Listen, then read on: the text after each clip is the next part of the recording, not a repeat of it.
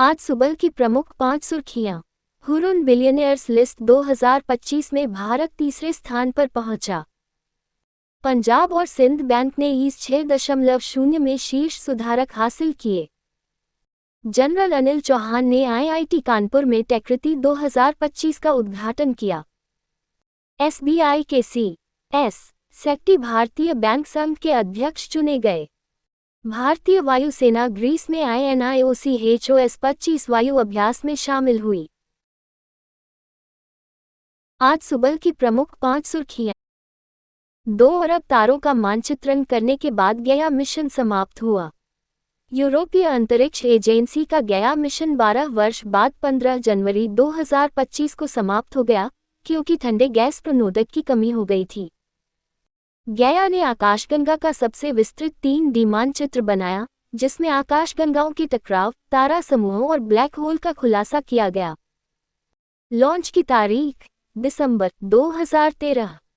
Operational orbit गया सूर्य पृथ्वी L2 Lagrange बिंदु के आसपास संचालित होता है, जो पृथ्वी से लगभग 1.5 मिलियन किलोमीटर दूर है। यूनेस्को ने education and nutrition learn to eat well report प्रकाशित की। यूनेस्को की 2025 की रिपोर्ट में इस बात पर जोर दिया गया है कि प्राथमिक विद्यालय के 47% विद्यार्थियों को स्कूल में भोजन तो मिलता है, लेकिन उनमें से कई को उचित पोषण नहीं मिलता। 2022 में केवल 27% स्कूली भोजन में पोषण विशेषज्ञों की भागीदारी होगी। 187 देशों में से केवल 93 देशों में ही इस संबंध में कानून मौजूद हैं। 27 और 28 मार्च को फ्रांस द्वारा आयोजित न्यूट्रिशन फॉर ग्रोथ और के अवसर पर यह रिपोर्ट प्रकाशित की गई। रिपोर्ट में बच्चों में बढ़ते मोटापे और खाद्य असुरक्षा की चेतावनी दी गई है। हुरुन अरबपतियों की सूची 2025 में भारत तीसरे स्थान पर पहुंचा। भारत अब 284 अरबपतियों के साथ विश्व में तीसरे स्थान पर है। एशिया के अरबपतियों की सूची में शंघाई ने मुंबई को पीछे छोड़ दिया। अदानी की संपत्ति में 1 लाख करोड़ रुपए की बढ़ोतरी हुई। वे विश्व के 18वें सबसे अमीर व्यक्ति बन गए। गिरावट के बावजूद अंबानी एशिया के सबसे अमीर व्यक्ति बने हुए हैं। रोशनी नादर विश्व की शीर्ष 10 सबसे अमीर महिलाओं में शामिल हुई। वैश्विक स्तर पर अरबपतियों की कुल संपत्ति में 13% की वृद्धि हुई। रिपोर्ट में 71 देशों के 3442 अरबपतियों को शामिल किया गया, जो पिछले वर्ष से 5% अधिक है। भारत, जापान ने 6 परियोजनाओं के लिए 191 येन और 73 सेन बिलियन का ऋण समझौता किया। भारत और जापान ने जल, परिवहन, वानिकी और जलीय कृषि से जुड़ी 6 विकास परियोजनाओं के लिए 191.73 बिलियन येन के ऋण समझौते पर हस्ताक्षर किए। प्रमुख परियोजनाओं में TN निवेश संवर्धन चरण 3, दिल्ली मेट्रो चरण 4 और चेन्नई विलवनीकरण संयंत्र 2 शामिल हैं। यह वित्तपोषण भारत को जापान की आधिकारिक विकास सहायता ODA के अंतर्गत आता है। पंजाब और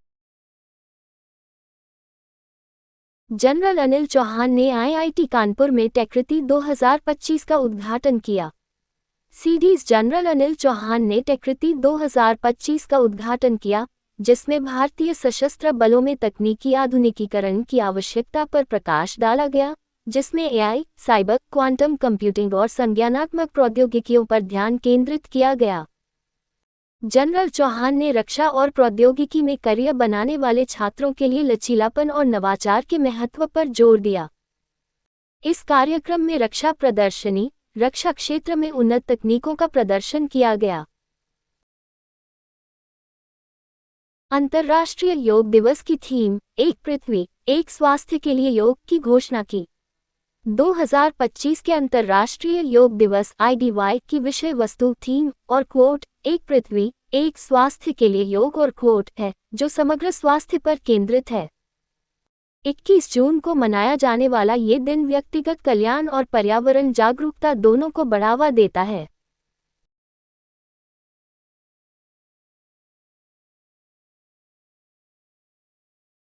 पीएम मोदी ने छत्तीसगढ़ में 33,700 करोड़ रुपए की विकास परियोजनाओं का उद्घाटन किया। पीएम मोदी ने बिलासपुर में 33,700 करोड़ रुपए की परियोजनाओं का शुभारंभ किया, जिसमें आवास, अवसंरचना और नए रोजगार के अवसर पैदा करने पर ध्यान केंद्रित किया गया। नवरात्रि के मौके पर आयोजित इस उद्घाटन से आदिवासी क्षेत्रों में रहने वाले 3 लाख गरीब परिवारों को नए घर मिलेंगे। पीएम मोदी ने हाशिए पर पड़े समुदायों के विकास का जश्न मनाते हुए आश्रय और सांस्कृतिक महत्व पर जोर दिया। भारतीय वायुसेना ग्रीस में INIOCHOS-25 वायु अभ्यास में शामिल हुई।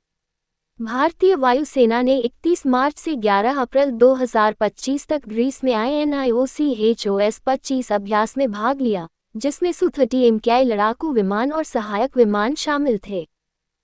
द्विवार्षिक बहुराष्ट्रीय अभ्यास का उद्देश्य 15 देशों के बीच वायुसेना कौशल, सामरिक ज्ञान और अंतर्राष्ट्रीय सहयोग को बढ़ाना है। IF का उद्देश्य परिचालन क्षमताओं में सुधार करना और रणनीतिक रक्षा साझेदारी को मजबूत करना है। NFRA और IIT कानपुर ने वित्त में जनरेटिव AI पर हैकाथॉन की मेजबानी की। NFRA और IIT कानपुर ने वित्तीय विवरण विश्लेषण को सरल बनाने में बड़े भाषा मॉडल और जनरेटिव AI का पता लगाने के लिए एक हैकाथॉन का आयोजन किया। इस कार्यक्रम में जटिल वित्तीय डेटा को बेहतर निर्णय लेने के लिए स्पष्ट, आकर्षक कहानियों में बदलने पर ध्यान केंद्रित किया गया। विटवेल्लोर, MNNIT इलाहाबाद, IIT लखनऊ और राजीव गांधी विश्वविद्यालय की विजेता टीमों ने अभिनव समाधान प्रदर्शित किए।